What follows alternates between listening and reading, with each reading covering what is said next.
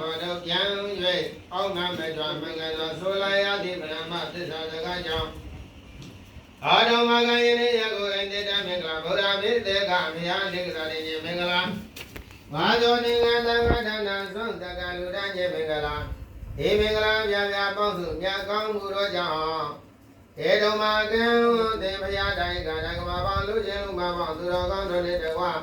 အာလုံးစုံသောတရားနာပရိသတ်အပေါင်းသူတော်ကောင်းတို့သည်တရားဘေးရန်ကပင်အောင်မြင်ခြင်းတရားတို့ဖြစ်ပါစေတည်းသောတင်လူချင်းလူမပေါင်းသူတော်ကောင်းတို့အားတရားမင်္ဂလေးအောင်ရအောင်ကြောင်းကောင်းမြတ်သောမင်္ဂလာတို့ကိုတရားသူ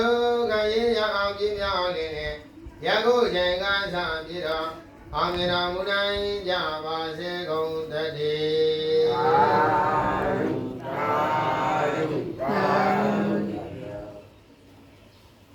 ကဲဦးဇင်းတို့ဝါဇောသင်္ကန်းကပ်မယ်လားဝါဇောသင်္ကန်းကပ်မယ်ဆိုတော့ဒါကြီးလည်းလက်နေလူရှင်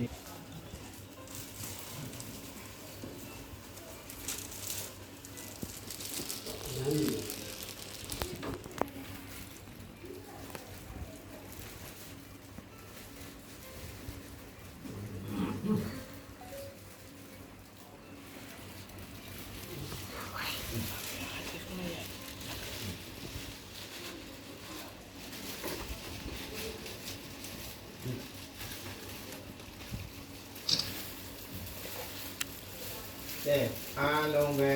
ဘာသာသင်္ကန်းကပါဠိပါဠိလိုက်ပြီးတော့ဆိုကြရအောင်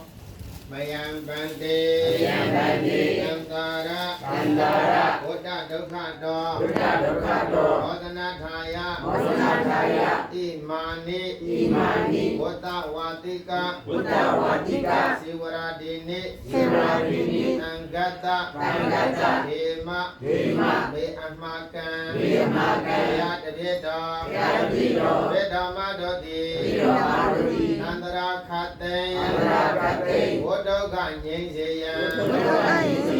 နိဗ္ဗာန်သောဤတံဃာဖြင့်ဤဝါဇောသင်္ကန်းစာရှိသောလူဘဝတ္ထုအဆုစုရောကိုသံဃာတော်အရှင်သူမြတ်တို့အားနိဗ္ဗာန်ရည်မှန်းလူတန်းပါ၏ရှင်မြတ်တို့ဖျားကဲဘုရားဘုရားထိုင်မိုင်းလေးမြောက်စီမှာတော့အတော်ကထားဖို့မလွယ်လို့နော်မှန်တယ်မဲခိုင်းနေတော့ရေတို့လာတာငါကရဲ့